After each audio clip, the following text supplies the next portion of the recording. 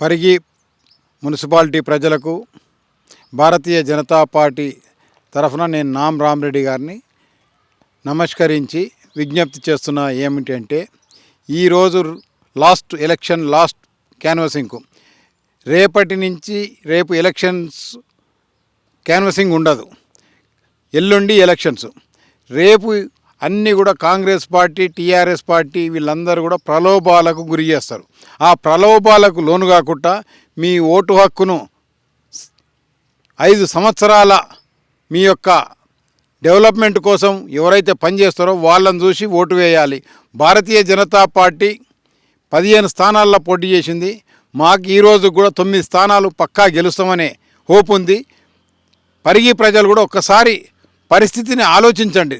ఈ యొక్క పరిగిలో జరుగుతున్నటువంటి పరిస్థితులు ఏ విధంగా ఉన్నాయి, రోజు రోజుకు ఏ విధంగా మరపుతుంది, డెవలప్మెంట్ అనేది కుంటుపడిపోయింది.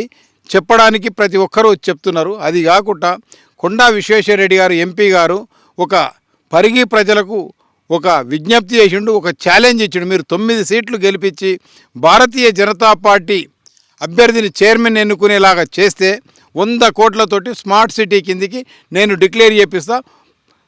పరిగి నగరంలో అండర్ గ్రౌండ్ డ్రైనేజ్ కానీ రోడ్లు కానీ స్కూళ్ళల్లో ఇప్పటికే జేకేఎంఆర్ కొండా విశ్వేశ్వరరెడ్డి గారి సంస్థకి వెళ్ళి బాత్రూమ్లు కలిగే వ్యాన్లు ట్రక్కులను మహిళా గవర్నమెంట్ స్కూళ్ళల్లో ఆ కార్యక్రమం చేపట్టిండు. ఇంకొక మండలంలో ఉన్నట్టుంది, మిగతా అన్ని మండలాల్లో కూడా వారి వ్యాన్లు తిరుగుతున్నాయి, క్లీనింగ్ వ్యాన్లు. వారు స్కూల్ బిల్డింగ్స్ కానీ పిల్లలకు ఆడపిల్లలకు మగపిల్లలకు లాట్రిన్స్ కానీ బాత్రూమ్స్ కానీ అన్నీ కూడా ఏర్పాటు చేయడానికి ఈ యొక్క నగరాన్ని ఒక మహా నగరంగా ఏదైతే అవార్డు వచ్చే విధంగా తీర్చిదిద్దానని ప్రజలకు హామీ ఇచ్చిండు. ఆ హామీని వారు నిలబెట్టుకుంటారు.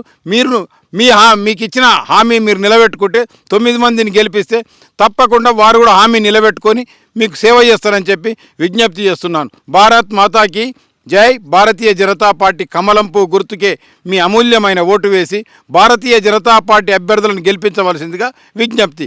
జై హింద్.